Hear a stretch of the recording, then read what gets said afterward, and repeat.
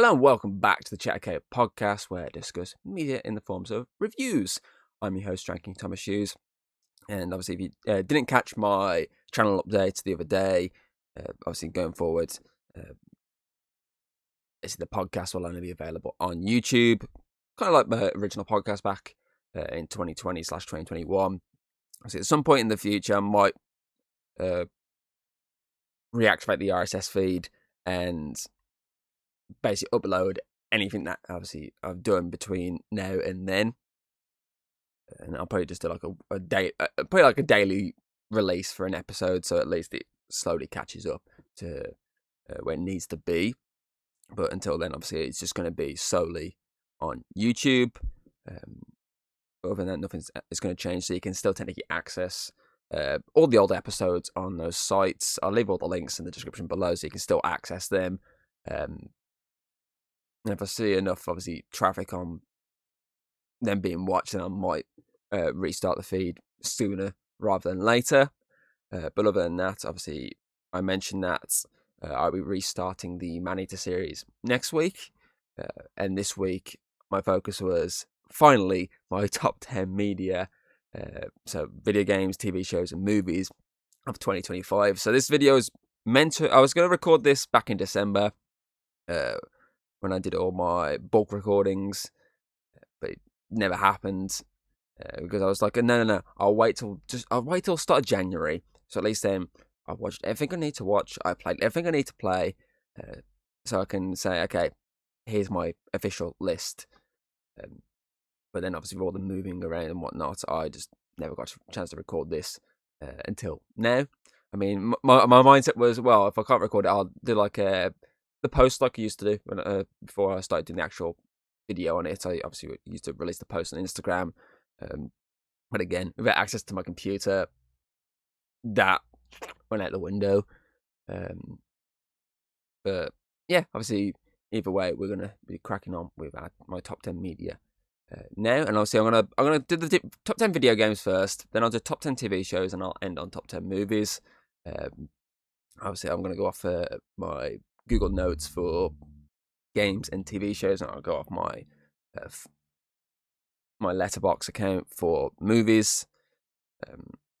Obviously, I got an entire list on that. I made a load of my previous top 10, my previous movie rankings from the past few years, basically public now rather than private. So obviously, if you do have a Letterboxd account and you want to look at my lists to see where I've placed things and keep moving things around, you can. You just need to basically look for Dranking 0498 on there, and you'll have access to it. So yeah, obviously we're going to start with top 10 video games, and a couple of these I've reviewed on the channel already. So this obviously be the same with movies. I don't think I've reviewed any of the TV shows on here. We'll see when we're going for the list. For those ones, I'll give a brief little thought on. But if you want to see like a more in-depth and more basically just the more talk on it, then you can just basically look for the video, the review on it. I'll link them in the description below to make it easier for you. But all the other ones that I haven't done a review on, I'll give a bit more of a talk about, if that makes sense. So we're going to start with top 10 video games of 2025. And number 10 was a toss-up, really, between Demon Slayer Hinokami Chronicles 2 and what I've actually put in number 10. Because obviously Demon Slayer Hinokami Chronicles 2 was a decent game. It was a decent update to the first one. Obviously continuing on the arc where we left off, so obviously the Entertainment District onwards. And there is a lot of fun in there, but I had to knock it up a bit of points for the fact they actually adapted the slow, drawn-out part rather than quickly getting into the later part of the action set of the story. So I knocked a bit of a point off of that, because the fucking start of the Entertainment District is okay to watch, but when you're playing a game, it's just like, fuck, this is not great content. So obviously I went with actually Jurassic World Evolution 3 as my number 10. The reason being, I haven't put many hours into it. So the only hours I really put into it is why I recorded over Christmas on it. But I like a lot of the new things they've added into it. So I said a lot of the breeding program stuff they've added in terms of the fact that you can actually make little families of dinosaurs now. That's pretty cool, because before, in the past 2 games, you could only make just adult dinosaurs. But the fact you can actually make breeding programs and hatch eggs and whatnot to make the baby dinosaurs and have a nice little family of them, that's pretty fucking cool. Obviously, I just in general enjoyed what I was playing over Christmas. And what I've seen as well, I'm going to go off what I've seen in terms of the trailers and gameplay reveal trailers they put out. Not just obviously what I've actually played. A lot of that looks really fucking cool. I like a lot of the fact that they've been slowly adding these new features in terms of the guests. So obviously before you can see the guests walking around. You added the gyrospheres and stuff like that, but I like they've been slowly adding like other things like the jeep driving and now the canoeing. Which, I mean, I don't think you'd be wanting to canoe with a Spinosaurus next to you, but sure to God, there's some security measures to prevent any serious damage. But it's Jurassic Park, so I doubt it. But yeah, so I liked a lot of what I've seen. I liked a lot of what I played, and I'm just waiting for it to go verified at the Steam Deck for me to actually dump some more hours into it before, because at the moment it's still just playable. But I'm gonna have a look, see what the issue is. If it's just a case of some text is small, I can fucking work around that. But to be fair, the PC they set up here, I might actually be just turn it on and play it, since I actually do have new graphics card and processor, so I might test it out a bit.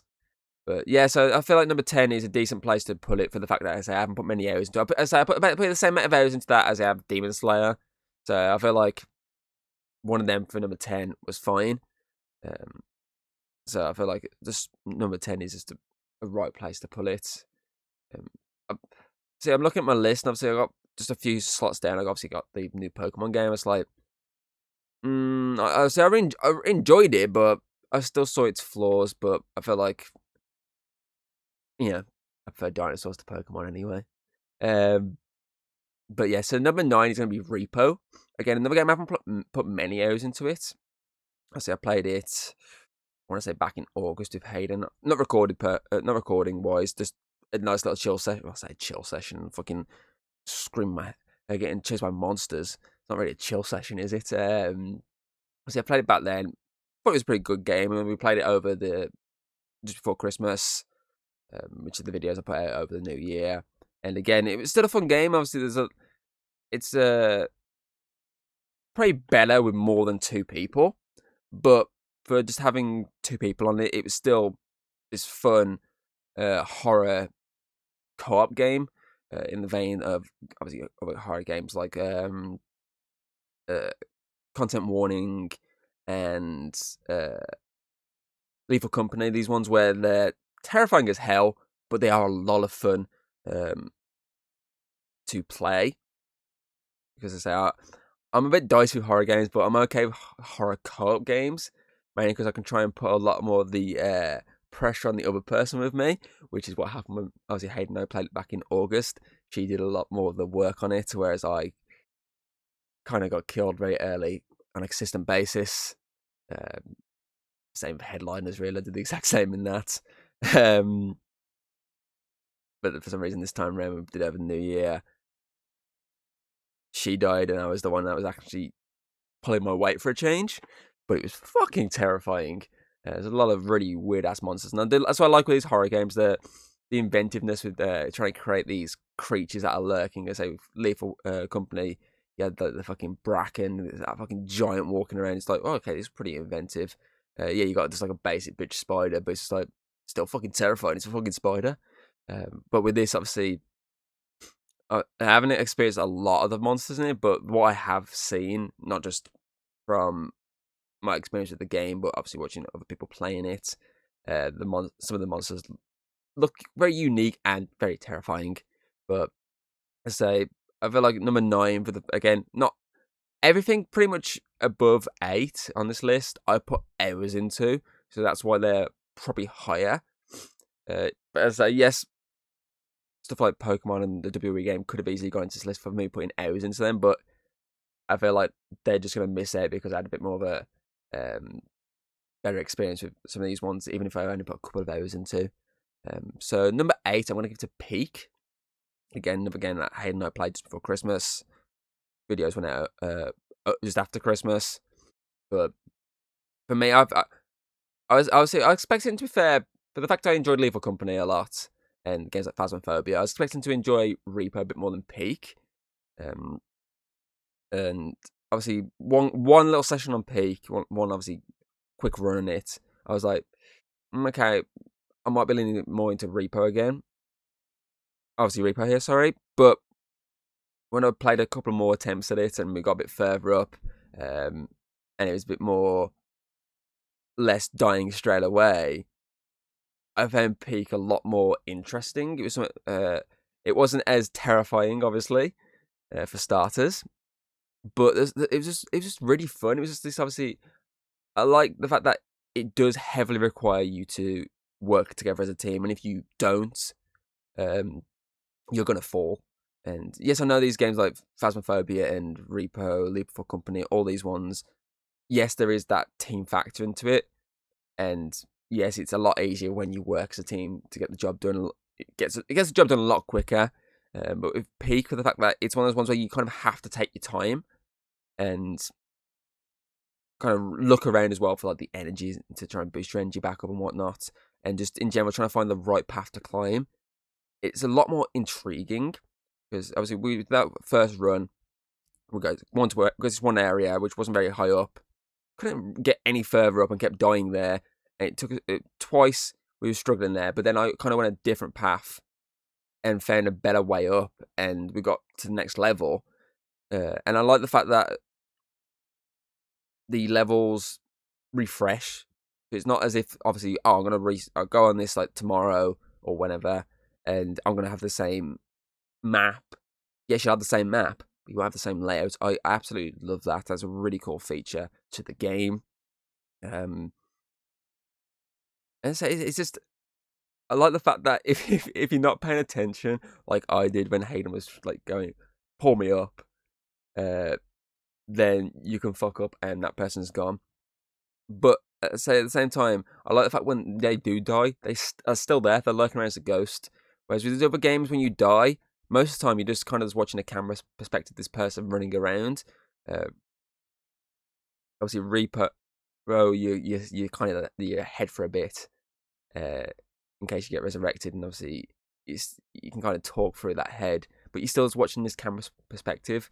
And as the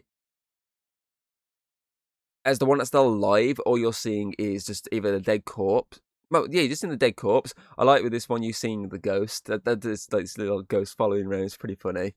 And as I say, I like the fact that once you get to a certain level, obviously that person will come back to life.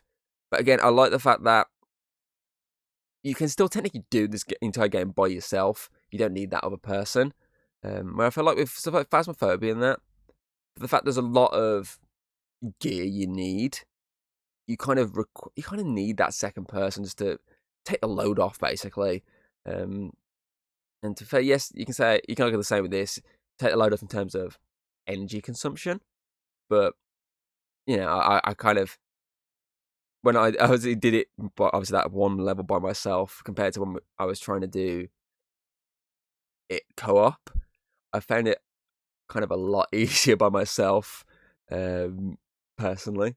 But as I say, it's still a really fun co-op game, and that concept was fucking insane because I didn't realize what the fuck I was clicking, and it was like, what the fuck is this now? I was stuck there for like 10 minutes listening to this concert, and it still cracks me up, rewatching obviously the footage of that, being like, what the fuck am I watching? What Hayden's going, don't you fucking dare click that button, and there's me going, what? Oh shit. So yeah, obviously, now that I said, these are the games I've actually put hours into. So number 7, I'm going to go Doom Dark Ages, which is obviously the third of the new Doom games, and it's the prequel to Doom and Doom Eternal. Obviously, it's not as good as Doom or Doom Eternal, but I still think it's a pretty solid action game.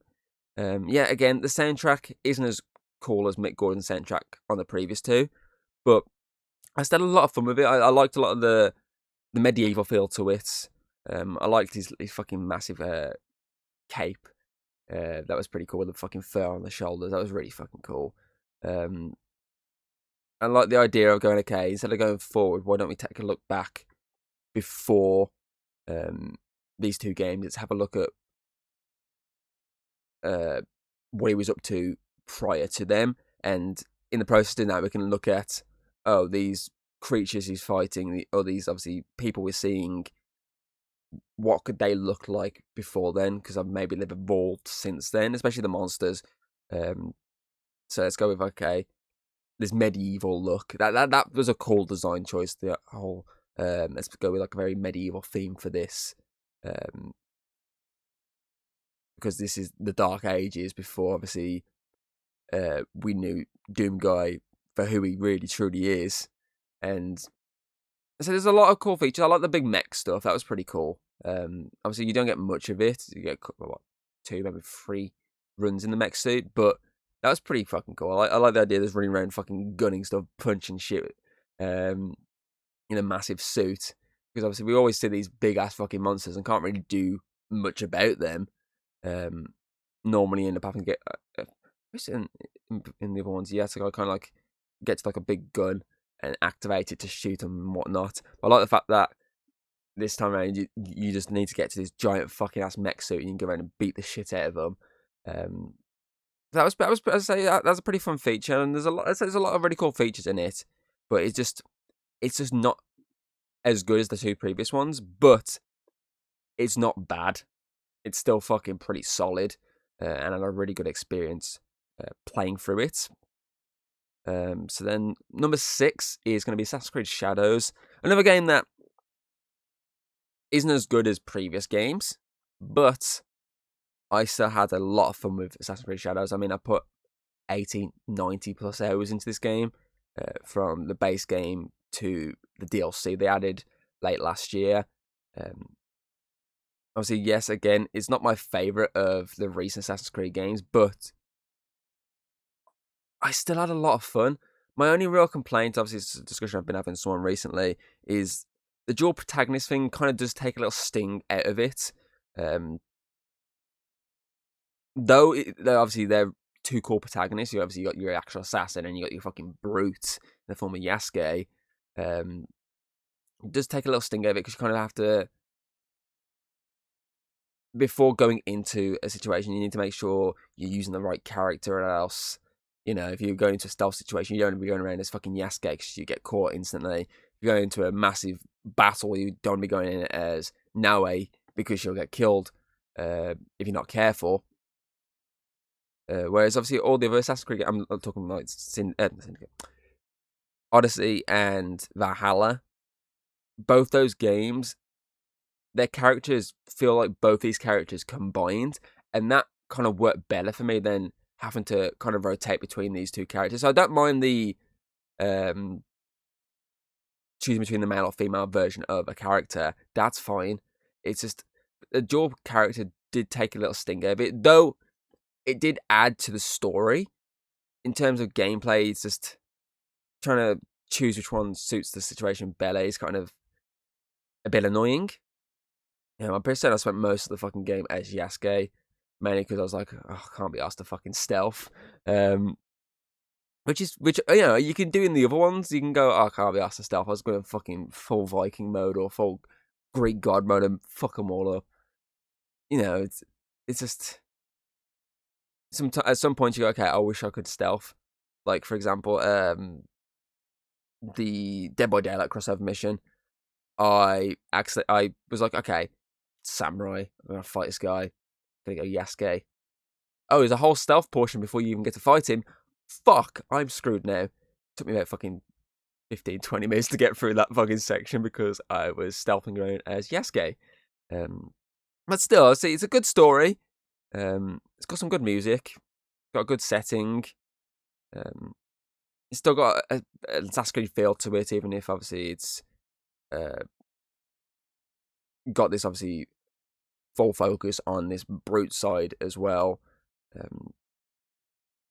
Obviously, it's not as back to basics as Mirage was. It's more back to Origins up to Valhalla, which is fine. Those games are fucking perfectly fine. I mean, I absolutely love Valhalla. I really enjoyed Origins and Odyssey. So it's fine sticking with that. But I think my main complaint is for this as well is the fact that obviously months down the line after playing this, I obviously played Ghost of Yotei, which had a very similar story. So it kind of was like, well, this did it better than Shadows. It's like, well, I'd go with this one over this one any day. But you know, it's still got a lot of stuff I like to say. If I didn't like it, I wouldn't have put fucking 90+ hours into it. And I did like the fact that because they knew that Ubisoft knew they fucked up, they released the DLC for free. That was even better. It was a nice little addition to this main story. I've enjoyed the crossovers as well. I said the Dead by Daylight one especially was amazing. Attack on Titan one was okay. It wasn't as bad as people were slating it. Obviously, people because I saw a lot of bad reviews on it.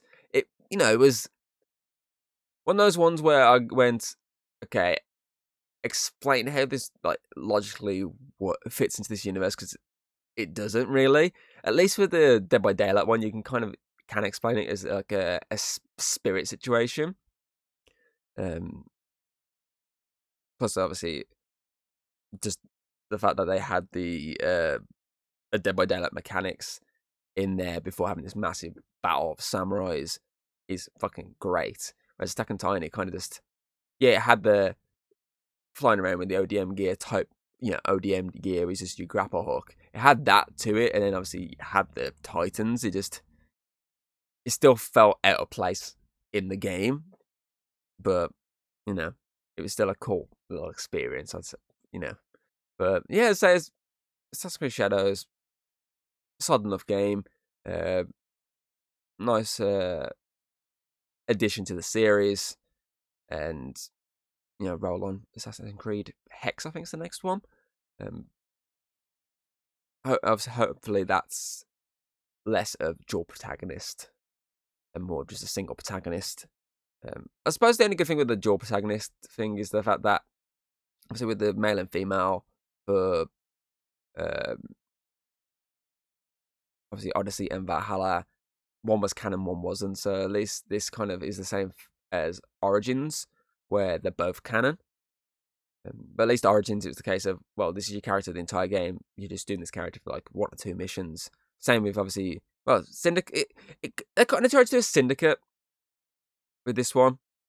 And also I'm about to replay Syndicate, so my opinion on dual protagonist situation could change. But at least with Syndicate, Jacob was still stealthy as well as a brute. And obviously Evie could obviously... Well, Evie basically he's just no way in the situation. But at least Jacob could stealth. Whereas Yasuke, I mean, he can, but it's not very... He's still a very big guy, so it's very hard to keep him hiding. So my opinion on the dual protagonist could change, actually, after playing Syndicate. Because it's been a long time since I played that, and as I say, that did also have dual protagonist. But maybe it just only works if you do the character build correctly. Because the character build of Naue and Evie are very similar. Character build of Jacob and Yasuke are not. Yasuke is a lot more of a brute than Jacob. Jacob still technically feels like an assassin. He kind of feels like the Eivor or Alexios to the situation where he's a really great fighter, probably one of the better ones, but he can still fucking stealth. Whereas Yasuke, the problem is he's a great fighter, but his stealth is questionable. I mean, try walking through a fucking building where his feet are causing the floorboards to creak. That was a interesting thing. Number 5 is Dispatch. This was, I feel like I'm gonna stick with number 5 for Dispatch. I really enjoyed Dispatch. I feel like I'm gonna keep the other ones just above it. It was difficult, really, if I'm being honest, to pick my top 5 to choose between them, because all 5 in my top 5 are incredible games.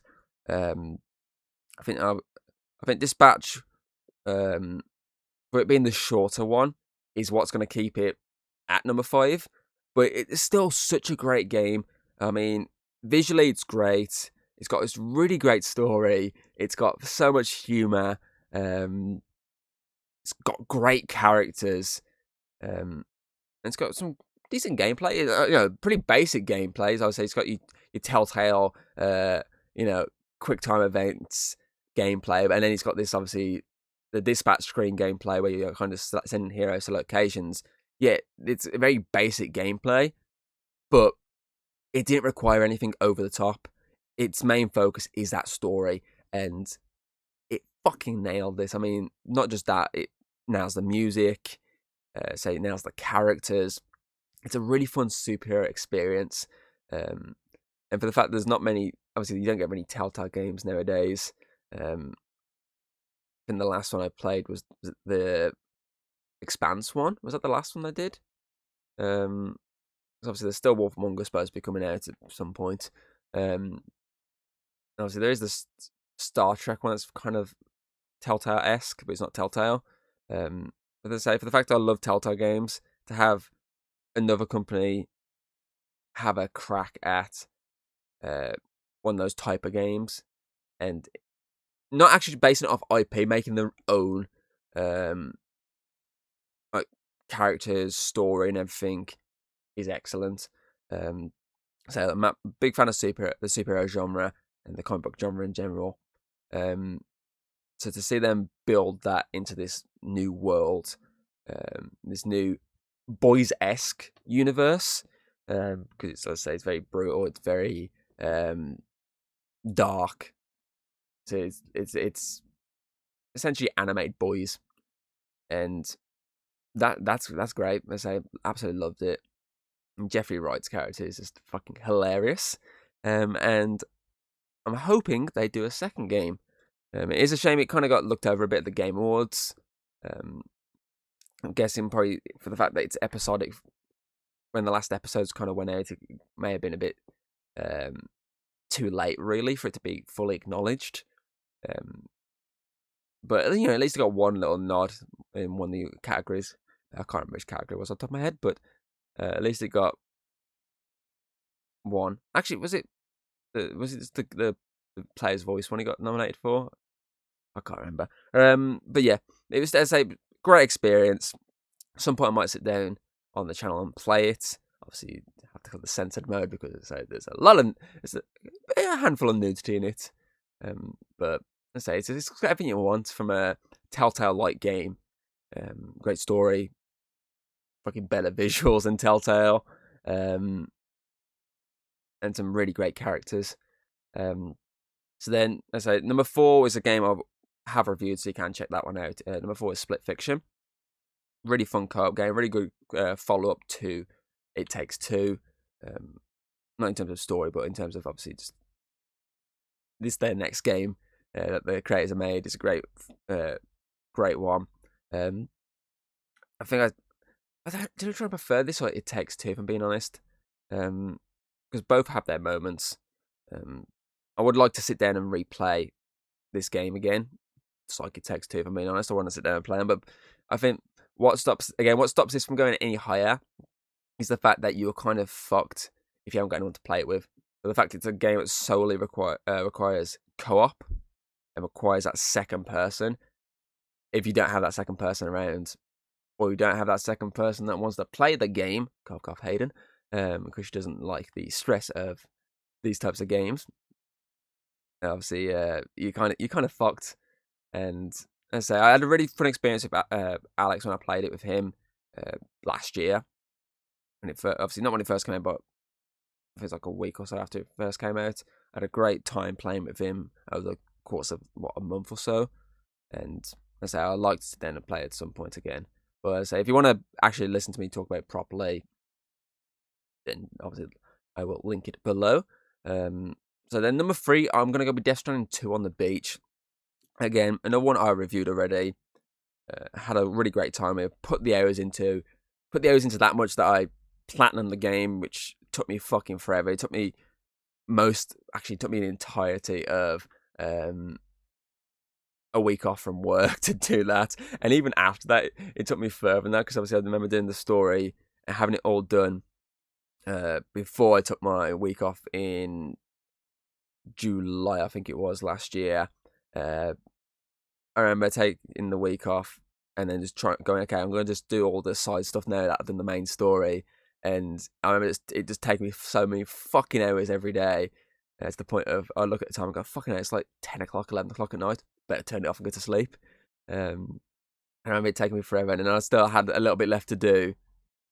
Like the following week, I was like, fucking hell, it's just one of those ones where it was great to platinum it, but there's certain achievements that are so tediously long that it's irritating. So yeah, I'm gonna put Death Stranding 2 in third. I say it's great story, great music, great graphics, great nice updated gameplay. Still feels the same as Death Stranding 1, but there's a few new features that enhance the experience a bit more. So then number 2 is going to be Ghost of Yotei. Again, reviewed it already, and it's just such a great game. I mean, it's going to be hard to top Ghost of Tsushima, and in some aspects this does, and in some aspects it doesn't. I think visually it does. Some levels of the gameplay it does, and some levels it doesn't. And I think the story it doesn't. I think the story of Tsushima was better. But it was still such a great game that, it's just I got fully immersed in this world of Yotei. I think the only issue was, which I say hindered it a little bit, which I point out with Shadows, was the fact that after playing Shadows, it's you're back in Japan again, dealing with a lot of samurais and stuff.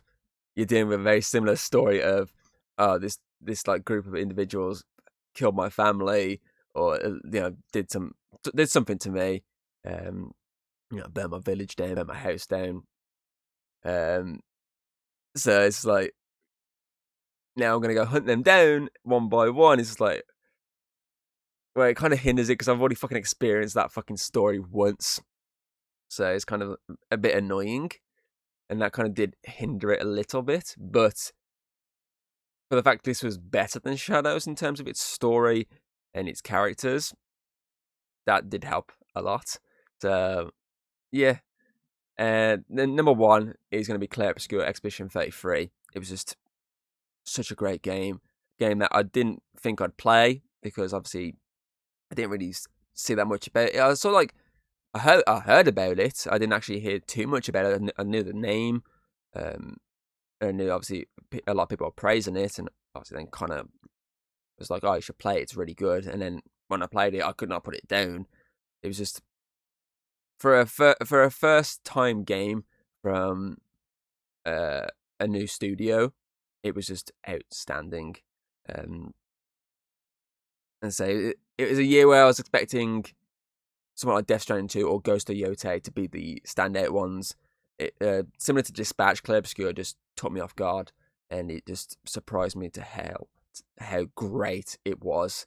And so it's just got this very unique world, an updated rendition of turn-based combat. It's a great story, some incredible music. I mean, the music's that incredible that they've gone on tour with it. I would love to have gone to watch one of the tours, but the fucking they haven't done it anywhere near me, which is a shame, because I say I jumped the gun at listening to this live because the music's so great. It's just, it has to be the number 1 game of the year. It's just so fucking good. It's going to be difficult for any game this year to sort of top that. I mean, it's going to be difficult for any game this year to top my top 5, because those 5 games are just outstanding games.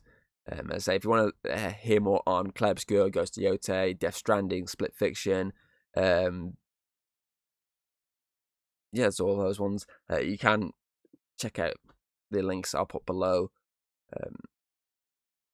which will be, say, a bit more in-depth reviews on it. So obviously, and all these games, apart from Shadows and Doom, I have played, and obviously Dispatch, technically, I have played on recordings, so you can check those out on the channel. Obviously, a few mentions. Say, I did mention the Pokemon Legends game, which was a decent game.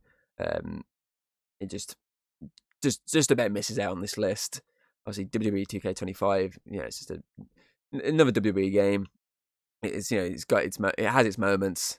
Nothing more than that. Mario Kart World, haven't played that much of. The SpongeBob game, again, I only put a little bit of time into it. It was alright. It wasn't great, and I'll be there yet. It was a mixed experience. According to this, I've only played 16 games last year. Brand new games, at least. I still need to play Dead Reset at some point. But yeah, obviously that's my top 10 games of the year. Obviously, what were your top 10 games of 2025? But you can put your list in the comments below. As we now move on, look at this. I'll move on now to my top 10 TV shows of 2025. And I say my list is like I've watched 43 TV shows last year. And obviously there's a couple on there that I'm still technically carrying on, obviously still continuing watching. No, I'll watch that so that I can go off my list. So, like, actually, there's only one on this list I think I'm still watching. I'm up to date on that. I think it's a Spikes Family, actually. I'm just not caught up on at the moment from last year. Everything else on this list I pretty much finished. So, yeah, obviously we go straight into number 10. Number 10 is going to be Always Sunny in Philadelphia, season 17. A simple one to put in straight there. It was a fun season. I mean, they did the crossover with Abbott Elementary, and it was interesting to see their perspective of it, because obviously we had the Abbott's perspective of it. It was interesting to see the more over-the-top, more vulgar side of this crossover. Because I say, crossovers are always a fun experience if you have the right two shows, two movies, or two whatever forms of media, crossing them over. If they are very similar, they can work, and I feel like at the same time, if they're polar opposites, they tend to work as well. So I mean, for example, Scooby-Doo and Supernatural, which I've recently rewatched, they have the same feel in terms of they're both to do with monsters and supernatural, but at the same time, one's more adult and one's more childlike. So they have the similarities, but at the same time, they have their complete differences, and putting them together really did work. And it did the same with this. So I haven't really watched Abbott's Elementary, but I know about it. And to put them with the Always Sunny crew, it's the idea of, well, they're both in the same region of America, but in terms of the comedy they do and stories they do, they are fucking drastically different. I mean, there's an entire episode in this season where fucking Danny DeVito's character goes on The Bachelor, and kind of just like makes them get these specific women, because he says no to every woman on the fucking show, makes them bring in an outsider off like fucking TikTok, because it's Danny DeVito's fucking Frank character is just insane.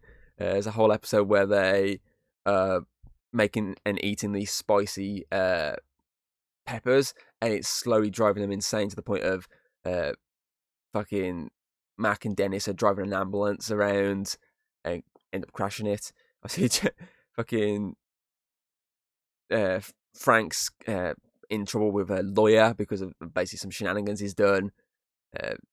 Dee's riding around delivering and just crashing into everyone and getting very vulgar. It's just like that compared to this other show, which is about school, which is trying to be this very nicer show. Is polar opposite, but it really did work. So the Abbott Elementary one was the more tamer one in terms of obviously the episode. That was the more tamer one.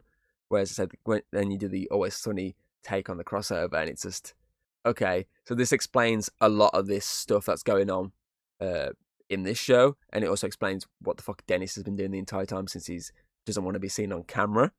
But I say it's a short season, but there's a lot of good episodes in it that made me fucking laugh, and I was just howling the entire time. So I feel like straight at number 10 is a decent spot. I feel like most of the time that's always going to be my top 10. There's no Always Sunny season 8. It's just Always Sunny is so good. Number 9 then is going to be Marvel Zombies season 1. Again, another very short series, actually a lot shorter than Always Sunny. But it's one of those ones where obviously you had the Marvel Zombies episode in What If, and that was a good little teaser / taste of what you could experience if we did more on it. And then you've got this slightly longer series, not fully longer, but a few more episodes. It's like, okay, again, this is what you could experience. This is a nice little taste of what you could have if we did a bigger series on it. And it definitely left me wanting more. But as I say, while watching it, I mean, visually it's good. It's got the same sort of animation style as What If, so it's decent enough animation. But it doesn't hold back. It goes full R-rated in terms of its gore level. And that's kind of what you want from Marvel Zombies. You kind of want it to be this brutal, bloody time. And it does that. It gives you that experience, which is excellent. I love the characters they chose for you to follow during this. Obviously, Shang-Chi was a good choice. But specifically, Miss Marvel. Obviously, she was absolutely outstanding in this show. The heart and soul of this Marvel Zombies series. And of course, choosing Wanda as the big villain was also great because she's this really big, powerful character. And to have her be the one that's causing all this chaos is great. So we got this little experience with her in the What If episode. But she obviously, to see her full control within this is great. And then we get to see obviously other characters where they're at in this timeline. It's like Thor's still alive, but he's depressed again, like an Endgame, but not that level of he's just gonna keep eating and be a slob. He's just sitting in his chair, not moving, which is a different take on his depression angle, which is great. Then you've got obviously for Hulk, who has taken the powers of the stones and is now Infinite Hulk, which is really fucking cool. And see him and just going to war with these zombies was fucking outstanding. I mean, the action sequences in this show are really good. But it is one of those shows where each episode is point to point, where it's like, we're doing this in this one episode. Next episode jumps a little bit, and then we're doing this here. Jumps again, doing this here.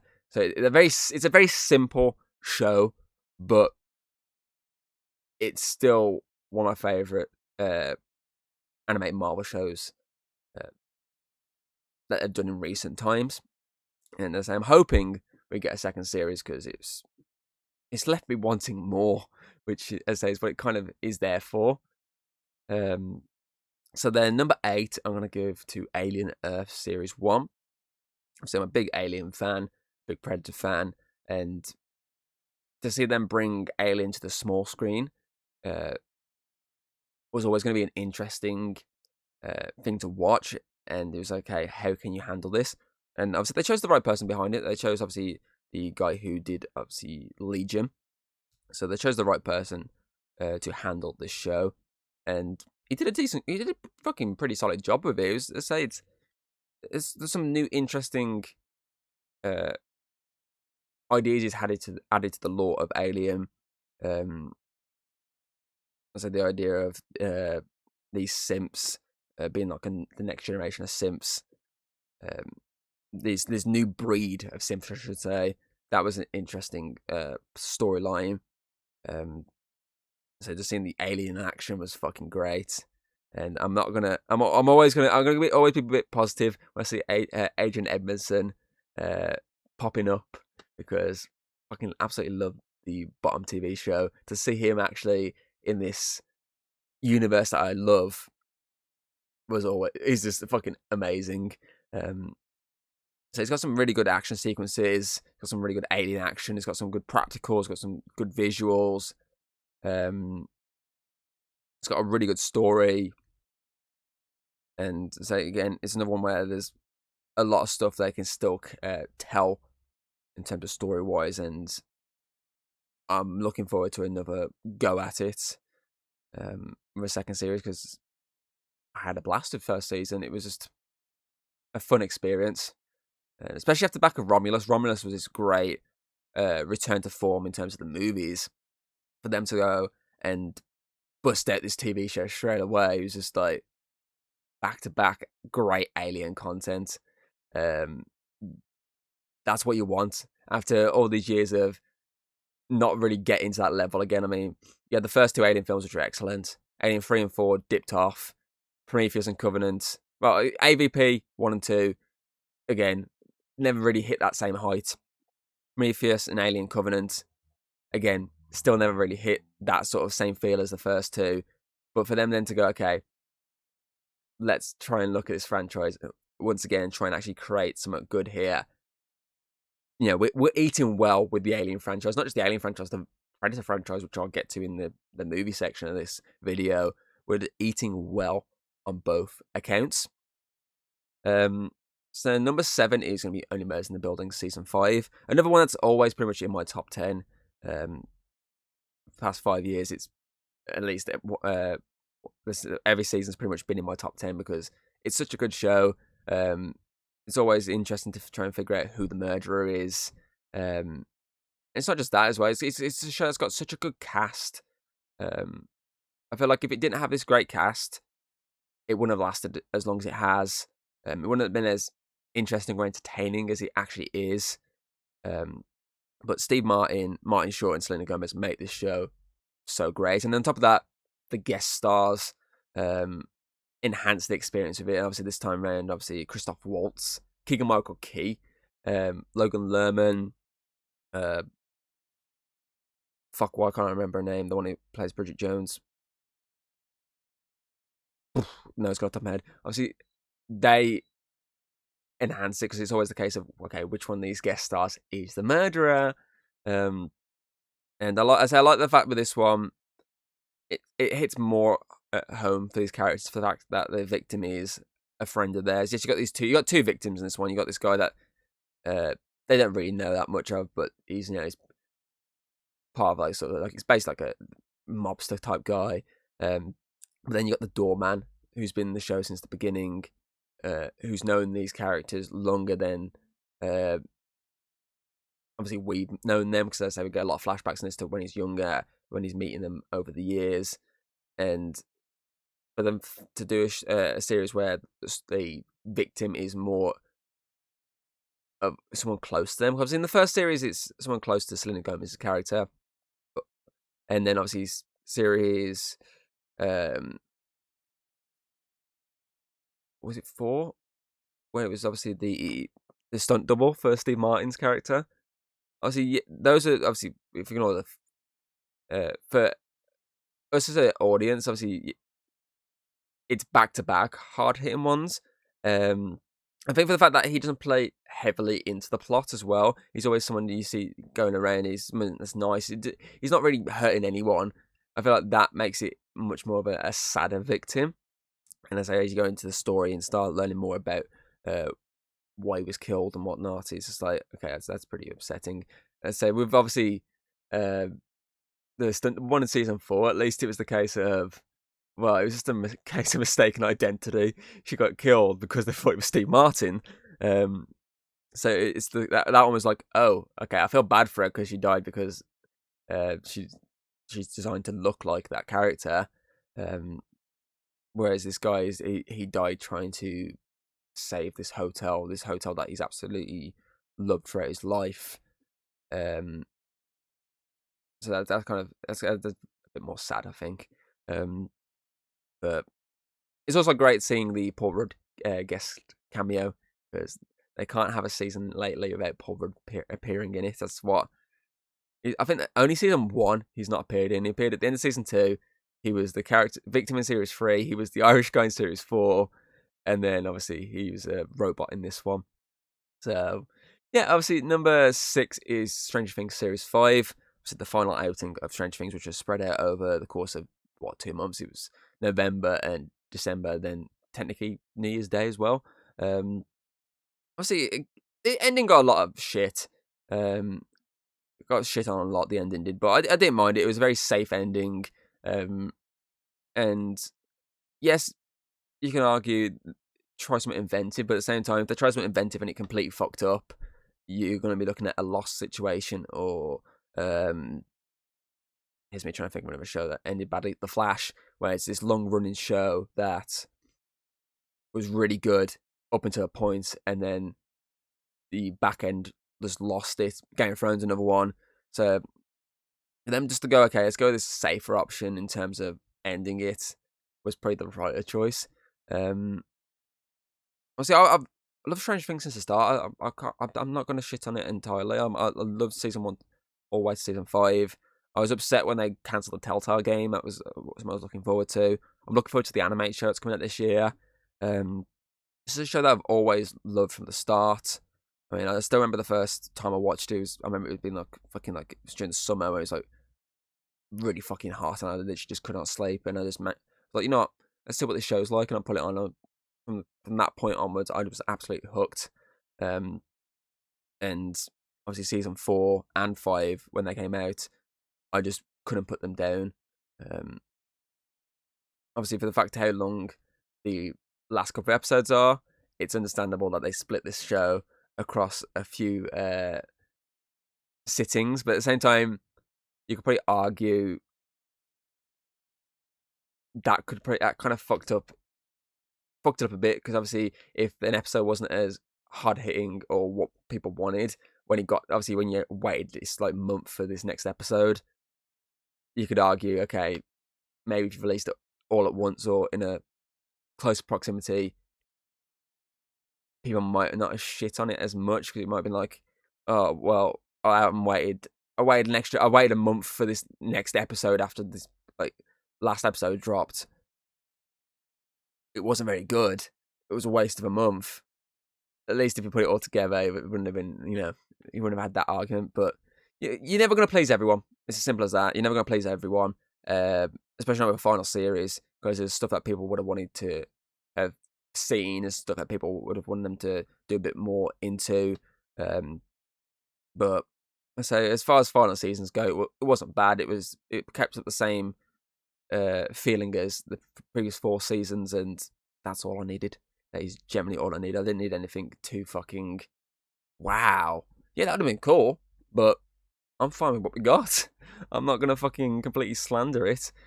I like the open but closed feeling to the story. The story's done, but there still feels like there's more you could easily tell, and I like that. So then number 5, I just realised my number 2 all the way to number 5 are just animated shows, because there's some really solid animated shows this year, as seen Marvel Zombies. Obviously, number 5 is Castlevania Nocturne Season 2. Love Season 1 of Castlevania Nocturne. Love the Castlevania seasons altogether. I do keep meaning to sit down and actually play the games on, because I've got the games on Epic. I think I got like 1 to 3. I think it is a small. I got one of the collections, one of the HD collections. I keep meaning to play them, but as I say, I've really enjoyed all the seasons up to this point, and Castlevania Nocturne Season 2 did not disappoint. It's got action, it's got great animation, it's got a good story, and it perfectly follows on from where Season 1 left off, which was obviously the introduction of Alucard. So for them to carry on with that and kind of wrap up this story, I feel like there's probably more to tell in this universe, but I think they did a good job of wrapping up a lot of it nicely in this, obviously, season. Oh, sorry. Speaking for 50 minutes and haven't had a drink yet. But I'd say it's a solid season. It was a good start to the year as well, because obviously this was dropped in January. So to start off strong in terms of like content, straight to number 1 instantly. and it already set the bar of, okay, what can top this? It's always it's a great it's a great start, really. But I say I just really enjoyed it. Been a while since I watched this, so I can't really say too much. So we'll skip straight to number 4. Number 4 is one of the most recent animated shows, and that is The Mighty Nine Season 1, which is obviously the follow-up to Vox Machina. Obviously, the second campaign, A Critical Role. Obviously, I still haven't finished Vox Machina. I do need to finish that. Obviously, that's another show that's still technically going on. But obviously, they've obviously adapted their second campaign into animated format. And obviously, I've not seen anything, obviously, of the actual campaign itself. Hayden's seen bits and bobs. I think I've seen like little clips here and there, which have cracked me up. But obviously, this is my first experience with it. Similar to Vox Machina, it's my first experience with that campaign. And it was solid. Obviously, I really enjoyed the first season of Vox Machina, and it gave me that same feel again. Obviously, he's got some great characters. It's got an interesting story. It's got a good setting. The stakes are always pretty high. There's a lot of humour in there. There's a lot of heart in it. And it's to say it got me into wanting to play D&D again. Obviously, it got me hyped as well for playing Baldur's Gate 3 when I play that with Alex. So if something that does that, it makes you want to have a similar experience. That's always a good positive note for a show, a movie, a game, because it's done its job. It's entertained you enough to make you go, you know what, I'd like to experience something similar. So I remember watching it the first couple episodes. I binged like the first. Has my screen gone off? I've completely lost where my train of thought because of my TV losing connection for some reason, and then just claiming I had no HDMI input, which is weird because as soon as I unplug it and plug it back in, it fucking comes on. So yeah, Mighty Nine fourth. Let's say I can't remember where I was going with that conversation. So yeah, so number 3 is Hazbin Hotel Season 2. Again, love Series 1, and Series 2 gave me the same feels I had with Season 1. Really great music, a fun story, a lot of dark humour, which is, I say, is just what the Hazbin / Helluva Boss universe gives you. I mean, for the fact that I made an entire song called Piss, enough said right there. Obviously, the Nifty song is great. I love the music in this show. I love the direction it went in, with obviously a lot of the characters, and seeing obviously the aftermath of the finale of Series 1, and seeing how that's affected not just the main characters but this world as overall was pretty interesting to watch. But yeah, so I forgot to review it, to be fair, when it first, because I've reviewed the first series when that first came out, but I didn't review the second series, so that's something I'll have to look into doing. So number 2 is going to be the final season of My Hero Academia, so Series 8. Again, similar to Stranger Things Series 5, this long-running show, how they're going to bring it to a close. Obviously, are they going to stick closer to the manga or not? So I've not read the manga, so I couldn't tell you if they did or not. I think they did. I think they stuck pretty closely to it. I know it was an ending, apparently that was very divisive. Like, basically, like Attack on Titan, in terms of a lot of people didn't really enjoy it, and same with Demon Slayer. Most of the endings, these mangas, a lot of people didn't like. But same with Attack on Titan, My Hero Academia's ending was one that I was like, it wasn't bad. Obviously, it's probably better than the ending to Attack on Titan, personally, in terms of like how it fully ended and wrapped up. Because as I say, this was always going to be a good series. So the fact where it left off with all these battles still going on, and it was pretty much non-stop. So you had a couple of moments where it slowed down to give you a little flashback, a little information, but overall it kept going and going and going and going. and it was this non-stop battle throughout, and visually it was so fucking good. Music is just incredible, and it's one of those reasons. This season's a good reason why I fell in love. Obviously, in terms of the content it gives you, is a good reason why I fell in love with My Academia in the first place. It's always giving you content like this, and over the years, it's just got better and better and better, and that's kind of what you want with a TV show. Like, you kind of want it to be improving as it's going along, and that's what this has done. It's improved so much over the years. Yeah, the movies, it peaked at number 2 and hasn't really hit that same feel again. But series-wise, in terms of the story it's been delivering, it's just got to the points where you always at the edge of your seat. You want to see where it's going next. And there's definitely some moments in this series that made you go, fuck. Like, you just weren't, if you've not read the manga, it's just stuff you weren't expecting, and just catch you off guard when it happens. I mean, there's some really cool individual battles in this season. Deku, as always, gets some fucking great battles, but obviously Bakugo fighting, obviously, All For One was such a fucking amazing battle.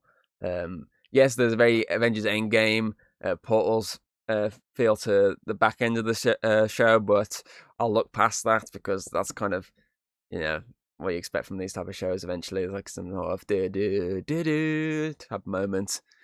But still, as I absolutely love it. I'm debating about picking up that My Hero Academia game that's coming out. Might have come actually by this point, which obviously does allows you to experience this section of the game, this show, but in a gameplay format. So that's something I'm debating about picking up. So my number 1 TV show of 2025 is Daredevil Born Again Season 1. Big fan of the Netflix 3 seasons of Daredevil. It's one of my favourite shows out there. It's like it's one of those ones where it's either first or second on my list. It's so fucking good. And when it got cancelled, I was so upset because I was like, oh, that's a fucking shame.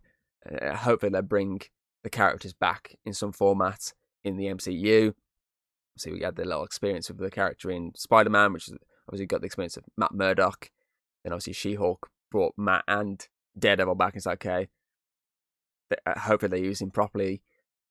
And then they give him the own season and then keep the same feel as well as the Netflix show. It was always going to be the issue. It was always going to be the thing. It's like, can you keep the same feel as a Netflix show or not?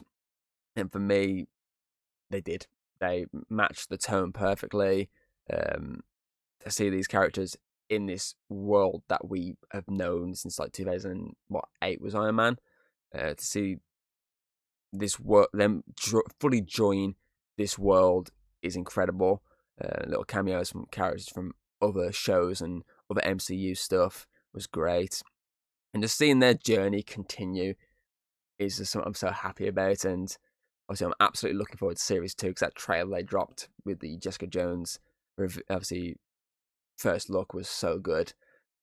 Which is why I love the first season as well. The whole Punisher arc was just incredible. And just seeing not just a continuation from the Daredevil stuff, but also the Echo show, which obviously is another one when they brought Daredevil into, not just Daredevil, obviously Hawkeye as well. That's another one they brought Kingpin into. So seeing these characters slowly popping up was great, but then seeing them have their own show once again, I say with that exact same tone, the exact same feel as they had on Netflix was incredible. But I say, I'm absolutely looking forward to Series 2. Looking forward to seeing Jessica Jones come back. Looking forward to seeing Matthew Lillard as a villain in it. That's going to be fucking great. And just in general, I was looking forward to a lot with this, obviously, well, what, 5th go around there? 6 if you count Defenders. So I'm hoping as well, obviously, since we got John Bernthal back as Punisher, who, as I say, was absolutely incredible in this season. Since we got Kristen Rita back as Jessica Jones, hopefully we do start seeing other ones crop up from the Netflix universe. I say I'd like to see Mike Coulter return as Luke Cage, and I'm fine with obviously I can't remember his fucking name who played obviously Danny. Is it Finn something? I can't remember. I'm fine with him popping up as Iron Fist again. That's fine. Obviously bring Colleen back as well, since obviously where her story left off, she was the Iron Fist now. So I would like to see the Defenders come back, because at least they don't have to world build with them or character develop with them. They don't have to it's just a reintroduction, and then just continuing on their story. It's not too much to ask there, is it? But yeah, let's say I'm interested to see these, obviously, especially like Daredevil, Punisher, and all that, interact with other big characters in the MCU. Say we saw Daredevil slightly interact with Spider-Man, specifically Peter. We saw him interact with She-Hulk. We saw him I'd say we saw him interact with Echo, but obviously she's not a massive part of the MCU. But obviously, same as She-Hulk, really.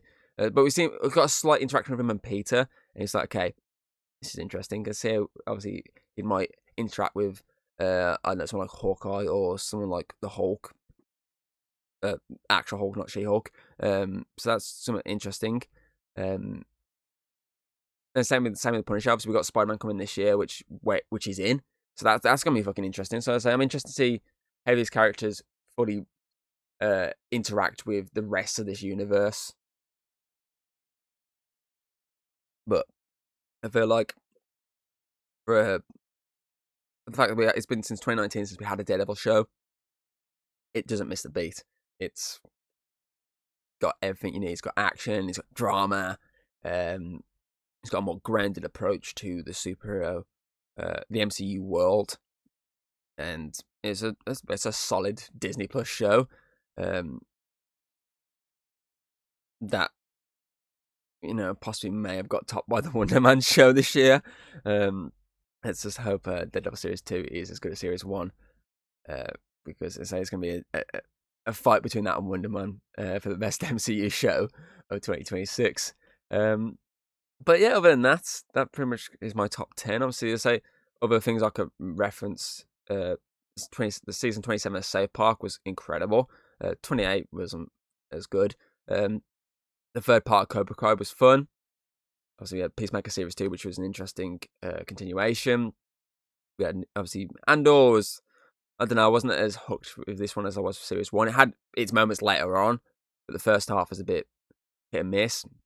Obviously, we had new shows like the Red Range becomes an adventure in another world. That was fun. It Welcome Today was a interesting return to the Pennywise world. The Dead May Cry Series 1 was a great show. My Hero Academia Vigilante was a fun way of continuing the My Hero Academia world by exploring the past. And yeah, obviously there's many other good shows. Haunted Hotel was pretty fun on Netflix. Kaiju Number 8 Season 2 was, again, similar to Andor. It just didn't hit me as well as the first season did. But other than that, that's my top 10 TV shows. Obviously, if you have your top 10 TV shows, put them in the comments below. Obviously, I didn't review any of these TV. Any TV show I think I reviewed this year already was the last season of Hudson and Rex and Castle. So I have to start. I have to start doing more TV shows, more new TV shows, not just old TV shows. But let's get straight into the top 10 movies then, because we're gonna be here all day if we're not. So again, obviously, I got a top 10 list on Letterboxd, and I've seen altogether 76 movies. I added another 2 or 3 over the weekend. There's still a few I want to watch that aren't on this list, sadly, like Frankenstein by Guillermo del Toro. Want to watch that, but haven't had a chance yet. But I've seen most of the ones I do want to watch, so I can actually give a decent list.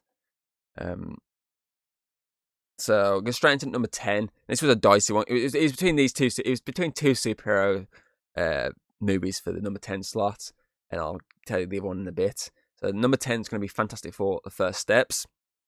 Obviously, I grew up a big Fantastic Four fan thanks to the the two movies, the Fantastic Four and the Silver Surfer one. Absolutely loved the characters, loved the concept of this. Obviously, it was just incredible. Basically, what Incredibles did years before. So growing up with obviously a family of superheroes, it's an interesting idea, and it's good to finally see the Fantastic Four get done properly, because obviously it's been hit and miss. No, so I like obviously I enjoyed the first two. There's still have that moments where there's like, okay, budgetary, you can see there's, you need a bit more budget, and you can see the time it was made. And then obviously they did the Josh Tranks one, which obviously was very heavily studio interference. Was a very mixed bag of an experience. Obviously, to see them finally give the Fantastic Four a proper movie, where they did them justice, is outstanding. So as soon as obviously it was like, the MCU were making a Fantastic Four film, I was like, okay, we might be finally getting a good Fantastic Four movie here. Put a good director behind it. Obviously the guy that made WandaVision was behind it, and it's like, okay, it's a good choice. Obviously he gave us WandaVision, which was a great show. It's obviously one of the standouts of the Disney Plus shows, and to see him bring this crazy world to life. And I think what helped with this as well is the fact that it's not set within the main MCU Earth. It's not in the main universe. I think that helped it a lot, because I was able to do this old-timey looking movie without going, okay, this is set in obviously the wherever it's set in the timeline. I was able to go, okay, this is a modern setting. It just happens to have this old-timey feel to it. On top of that, obviously the perfect castings, all four were casted correctly. Obviously, I think on top of that as well, for them to finally do Galactus some justice is a chef's kiss on what's not my technically favourite MCU movie of the year. It's my second favourite MCU movie. I'd say it's probably my third favourite MCU project of the year. I'd still put Daredevil above it. But I feel like after the Captain America movie didn't do as well and wasn't as great, for them to deliver pretty much back-to-back the great MCU movies is kind of what you wanted. So number 9 is going to be Predator: Killer of Killers, the Disney Plus animated anthology movie. So the same thing as I said with Alien earlier. Absolutely love the Predator franchise. Predator 2, I love Predator 1. Predator 2, not so much. Predators, I actually really enjoy. I think that's underrated. The Predator, passable. And then we have 2. Obviously, we had Prey, which was fucking outstanding. And then we got 2 back-to-back Predator movies in the same year. 1 animated, 1 live action. And both with 2 different tones. Again, similar to the Alien franchise, we're eating well with the Predator franchise right now. Also, the guy that got behind the Predator franchise, what's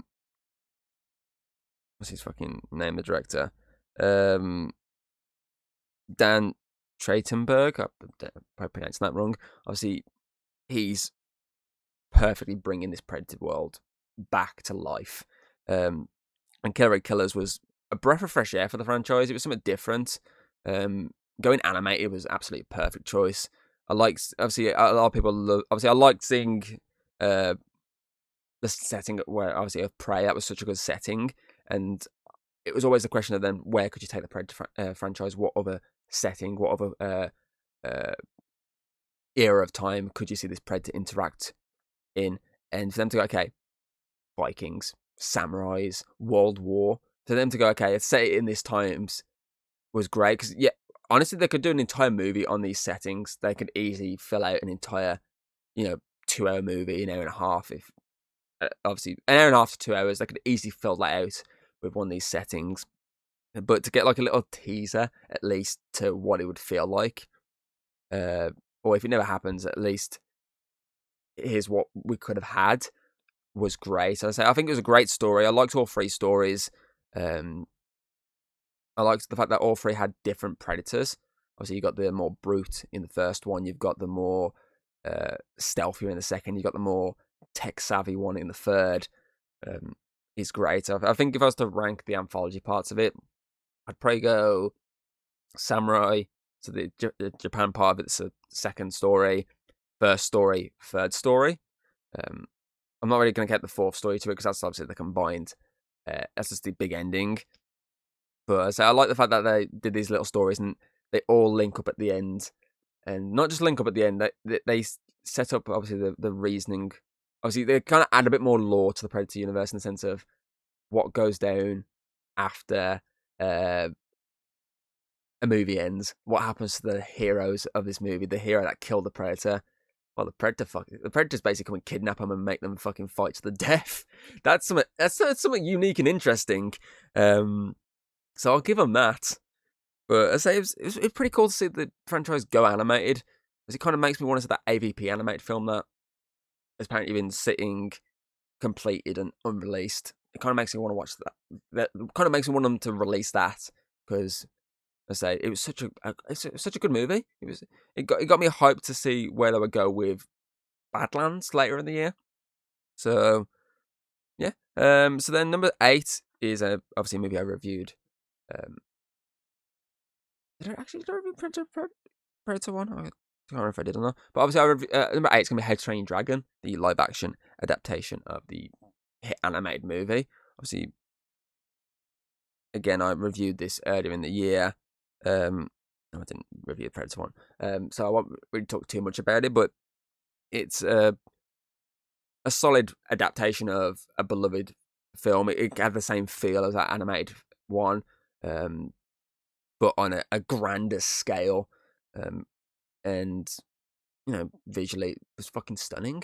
It was like the animated one. It's visually great, and obviously with this one, it had to be for the fact it was CGI. It's like, okay, if you fuck up the CGI, you're gonna fuck up the whole film, and they didn't fuck the CGI up. Obviously, bringing Jared Butler back as well was chef's kiss.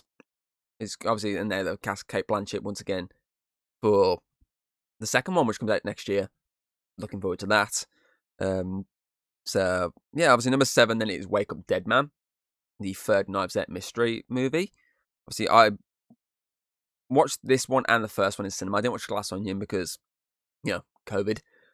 But obviously, I really enjoyed the first Knives Out. I still think it's probably my favourite Knives Out movie. But I wasn't much of a fan of the second one. I want to rewatch it though to give another opinion on it. But I really enjoyed this third one. I thought it was a really solid movie. Yes, it's a bit preachy with the religious side of it, but it works for the context of the movie. So it's got a good story. It's once again got some good famous actors and actresses playing the suspects. But as I feel like the first one still is my favorite. I don't know.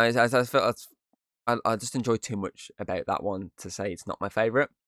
But this one's definitely a solid second out of the 3. Plus, I had that interesting experience watching it in the cinema where someone, it had its funny moments, but it wasn't like laugh out loud, from your gut laughter. But then I had this one guy in my screening who just basically kept howling at the movie, laughing. I remember me and Hayden being like, "What the fuck is this?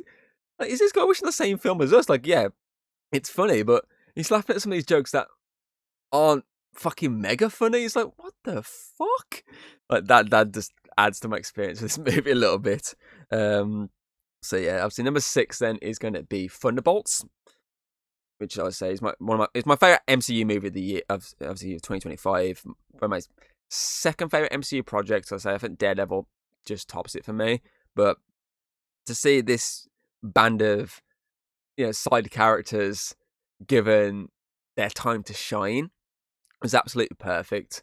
There's just a lot to love about it. I say it's one of those ones where it's got such a great cast because I've thrown all these characters together.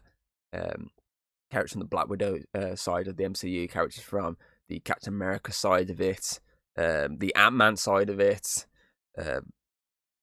To see these characters like sort of interact and try and work together is great. So you always see in these superhero movies where they come together and they have a few moments where they're struggling, but it's like that. They're pretty much they're in sync because they're heroes. They know what they're doing. Whereas this time around, they're a band of kind of ex-villains / anti-heroes. And it's like, okay, how are they going to work together? How are they going to save the world? And I feel like seeing that side of it is really good. And obviously, I think they chose the right villain as well. They gave them a villain that will kick their ass. Like, Sentry is just, as proven in the fight scenes, he's just fucking this brutal motherfucker that can easily take them all down because they're not super powered. Ghost is the only one that's super powered, and she really does just face through in net stuff. Whereas Sentry literally is a Superman type character, so it's like, okay, they're no match for him. Basically, there's more of them, but they're no match for him. It's literally the Captain America versus obviously Hulk situation in the new film, where it's very one-sided. So it's a case of how can you nerf the situation. And I feel like they handle a little bit better in this because obviously they dealt with a lot more of a depression angle with this one. Obviously, a lot more of mental health situation, specifically obviously on Sentry's side and Yelena's side, and obviously them both having tough, not just childhoods but younger years. Seeing them having to fight through it to survive and just figure things out. It's a tough watch at times, but I say it still has that MCU humor to it that puts a little obviously break in the dark moments of the movie. Obviously, the only thing with this obviously is the fact that they finally bring Taskmaster. They once again fuck up with Taskmaster. So obviously, I love the character Taskmaster in obviously the Spider-Man game and obviously some of the animated projects, but obviously the MCU they handle it well enough in Black Widow until the reveal, and they just didn't know how to handle the reveal better than it was. I think making the character a mute character didn't work considering what Taskmaster is. And then bring the character into this and just instantly kill him off is just the one bad part of the movie, really. But other than that, it's solid. I love the cast, love the story, and I love the direction the movie went in. So then number 5 is going to be The Naked Gun, the Liam Neeson revival of the Naked Gun series. And obviously, I absolutely love the Naked Gun series, specifically the first one and the second one. Third one, hit and miss, but the first two are great, especially the first one. And so them go, okay, let's give some love to this series again. Let's bring it back to life, and let's try and bring it into the modern age, but have that same feel as the old ones. That was just absolutely perfect. I mean, I've never laughed so much in a fucking cinema in my life. I mean, I was crying with laughter. There's just some jokes in this that just hit me so much. It's just so fucking funny. I mean, I've watched it twice more since I've watched it in cinema, and have the same feel every time. It's just laugh out loud funny. It feels like it could easily have fit in those old ones. Yeah, the technology plotline probably wouldn't have been used, but everything else about it definitely felt like it could have easily fit in, and it could have easily been Leslie Nielsen back in the day doing this movie. And that's kind of what you wanted with this. You didn't want it to feel too out of place within the franchise, well, in the series, I should say. And it doesn't. And it also made me then go and pick up the Police Squad series, because I picked up it on Blu-ray and watched that, and yeah, it was pretty good series. It was, it's not as good as the movies, but it's a good series that you can see why they went, okay, let's adapt this into a movie. Let's try and do some more stories here with this. And to say, it's just so fucking good.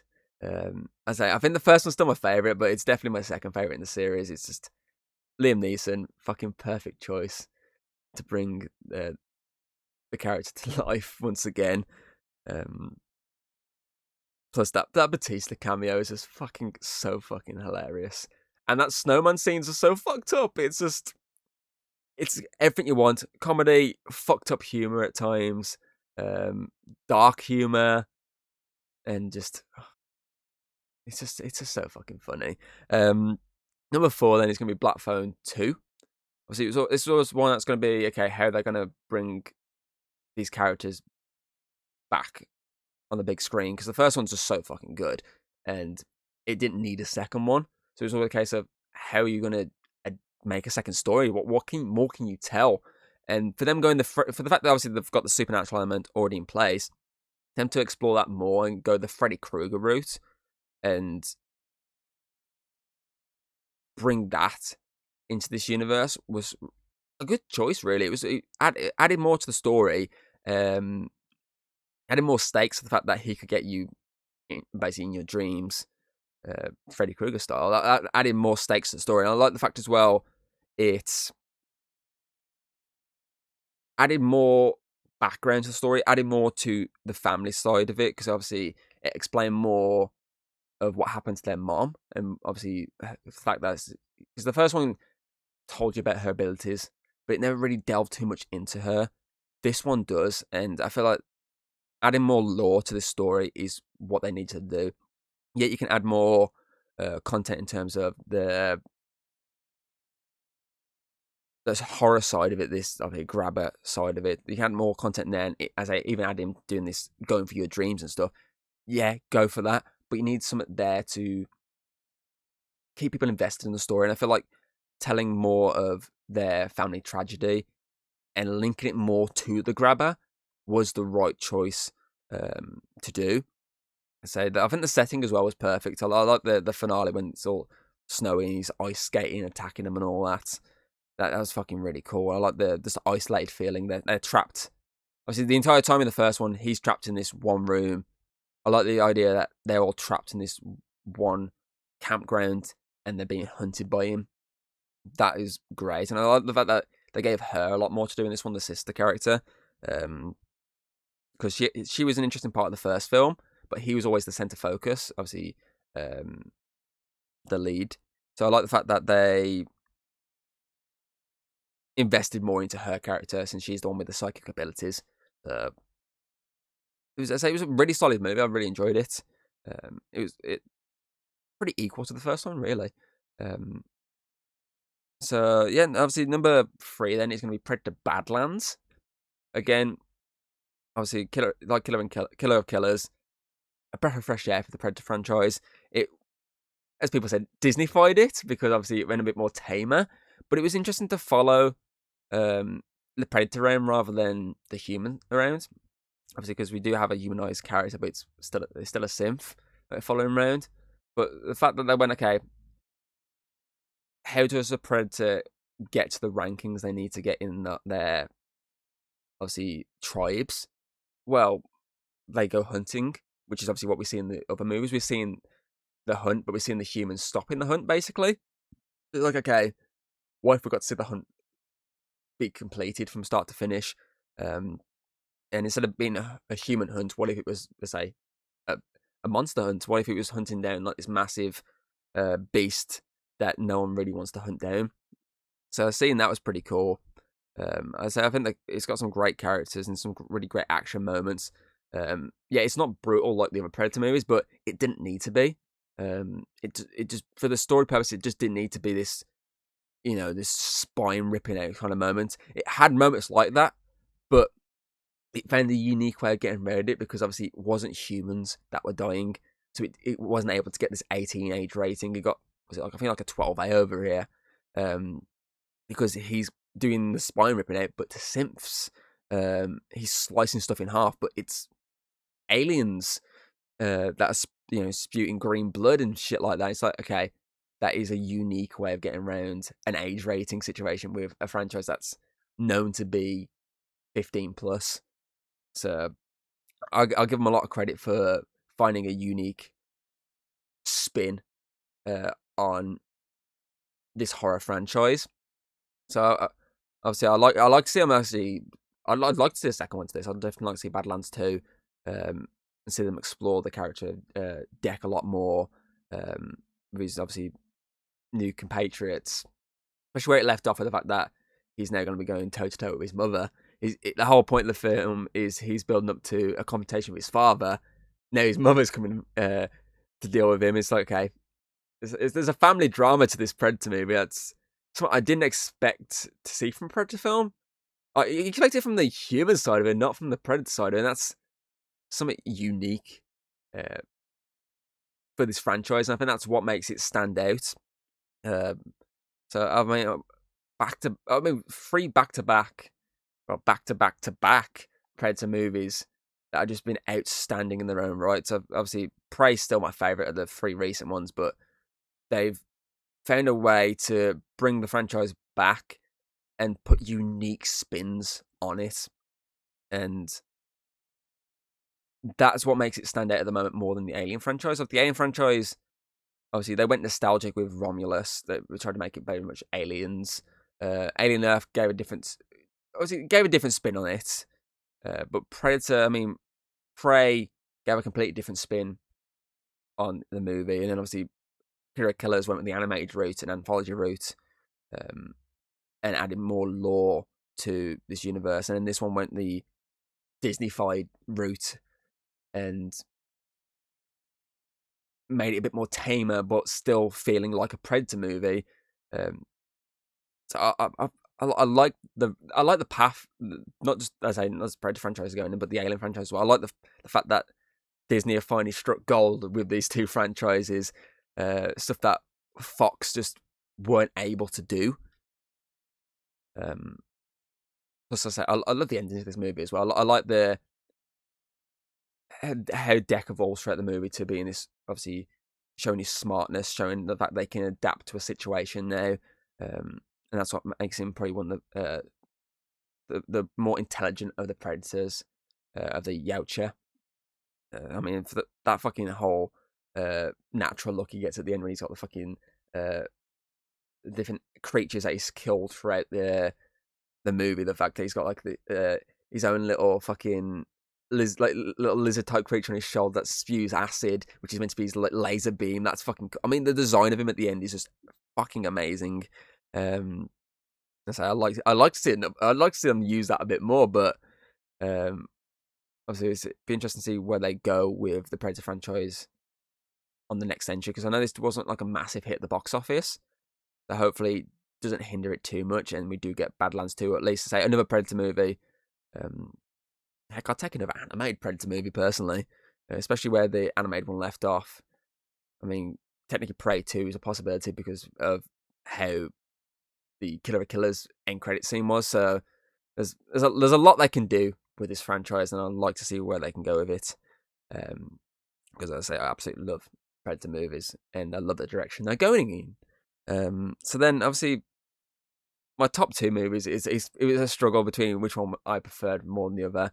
But I feel because of the runtime, because of the fact that the music stuck with me throughout the year, I know my placement of these 2. So number 2 is going to be the Demon Slayer Infinite Castle Arc Part 1.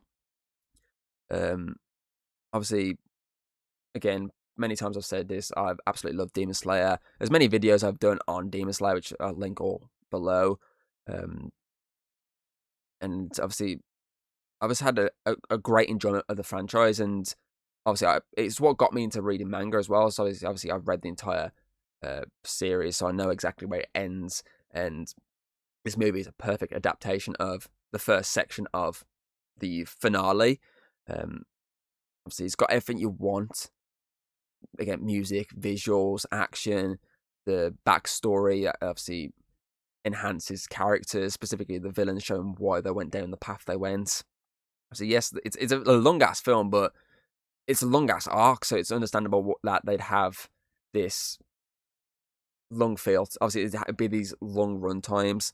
Obviously, the only downfall is obviously we've got to be waiting like what 2, maybe 3 years per movie, which is going to be the only downfall. And on top of that, it's going to be like a good year between the theatrical and digital release, which is going to be a shame, really, because I do want to watch it again, because I didn't have a great experience in the cinema of it because of someone talking behind me the entire time. So I kind of want to watch it again and give another opinion on it. But, you know, if I had £1 for every time I had a bad experience in 2025 watching a Demon Slayer movie in cinema, I'd have £2. It's not a lot, but it's weird it happened twice. But yeah, I'd say it's just a like-for-like adaptation that is just outstanding. It draws you in. Yeah, it slows down a bit when it gives you the big backstory towards the end, but it adds more to the story. It shows why this character went down the path he went down, and it shows why he is able to finally let go at times, finally let go of the anger. So it's just, there's a lot to love about it. I say that the fight scenes are just incredible. The visualness with them. Obviously, Demon Slayer's always been known for these visual fight scenes, and this movie is the exact same. It doesn't hold anything back. It delivers them perfectly, and I can't wait to see them conclude some of these fight scenes that they've started that they haven't finished, because there's some really good fights coming up in part 2 and part 3 that I can't wait to see, and I'm interested to see how they do adapt the ending, if they're going to adapt it exactly as it is in the manga, the time jump ending, because obviously so far the 2 mangas that I've know of that have obviously finished and have adapted into animes, and that's finished, I know they've stuck very closely. And to be fair, apart from a few dialogue changes, Demon Slayer stuck very closely to the manga. So, and this is no different. It sticks very closely to it. They draw it out a little bit, but it sticks very closely to it. So, it'd be interesting to see if they stick exactly with the ending or tweak it to suit the show. But it was a wise choice, though, going with the movie route rather than the series. I mean, the fucking box office receipt on this one proves it. But still, it's just a long ass wait now for fucking part 2. So yeah, number 1 then is going to be K-pop Demon Hunters, movie that I didn't think I'd enjoy. Didn't really bother jumping out when it first came out, but good word of mouth got me into wanting to watch it, and it's just beautiful. It's fucking so good. I mean, the music is stuck with me. I mean, I'm still listening to the soundtrack to this day. Months down the line, I'm still listening to the music. I'm still blasting out Golden consistently, Takedown, Soda Pop. Still listen to all this. For a film that, one of the elements is the musical element of it. For the music to stick with you months down the line, shows how good it is. Shows that it's great music. I mean, the fact that they've actually going up into the fucking the music awards with songs from this, i.e., Golden, shows how great the music is. But I say it's not just the music. I mean, the story is beautiful. The visual animation is beautiful, and the characters are entertaining and interesting to watch. And it's one of those things where Sony's definitely kicking themselves for selling the rights to Netflix, because they fucking sold a fucking hit. Because that's what this movie was. It was a monster hit that got so much love. Top 10 on Netflix charts consistently for months on end. Charting with the music for a long ass time. Even when you had like Sabrina Carpenter dropping her new album, which was like a big hit, like this was still charting and fighting with her for number 1. And that's fucking insane that this animated movie was able to do that against an actual artist. That just sums up how great this movie is. Obviously, I won't talk about it too much because obviously I did an entire video on it. But I say it was a fight between these two. But I think because it's shorter, I say for its soundtrack, I feel like that's what puts this above Demon Slayer. Plus, it doesn't really slow down as heavy as Demon Slayer did during its flashback stuff. which obviously is always going to help. But obviously, other films I could have added to this list. I say Superman was the other toss up between for number 10, but I feel like because of growing up more with Fantastic Four, that's what kind of helped that out a bit more. Long Walk was another fucking solid one. Weapons, Good Boy, Jurassic World, I enjoyed that. Nosferatu. I know they got mixed receptions, but I enjoyed definitely Unicorn and Megan 2.0. They were both fun. The Monkeys, Metropolis or Topia 2, whichever one I want to call it. There's a lot of really good, solid movies that came out last year. And as I say, you can check out my Letterboxd account, which says DranKing0498 for like my full complete list. Not just that complete list, but from 2019 upwards, I think I've got. Obviously, once I've done the 2026 list, I'll put that public as well, so you can check that one out. Obviously, next year. But obviously, again, if you got a top 10 movies of 2025, put the list in the comments below, and I'll have a little look. See how it compares to mine. But other than that, obviously, I'll link all the stuff, all the games that I've already reviewed in the description below. I didn't really review any TV shows that were on that list, so I'll skip that. Movie-wise, say K-pop Demon Hunters. Excuse me, looking at this list. How to Train Your Dragon. I've reviewed both of them, so they will both be in the list. I don't think I reviewed anything else. Did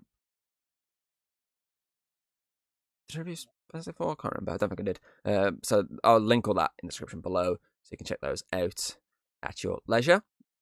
Other than that, obviously, so you can check out the old episode of the podcast still on the Spotify and all that stuff, but the new episodes will just be YouTube exclusive, where you can find out all my other content. Other than that, obviously, don't forget to like, subscribe, and next week we're moving back onto the Man-Eater series, which I believe it should be Black Swarm off the top of my head. I've turned my notes off, so I can't check. So I think it's Black Swarm. So do check that out next week. And obviously, if you haven't checked out the other episodes of the Man-Eater series, do check those out before, so you can see my current ranking of them. But other than that, I hope you enjoyed, and I'll see you next time. Goodbye. If you like what you've seen, don't be afraid to throw us a little like and subscribe. That's always very appreciated over here. And, well, I'll see you on the next video.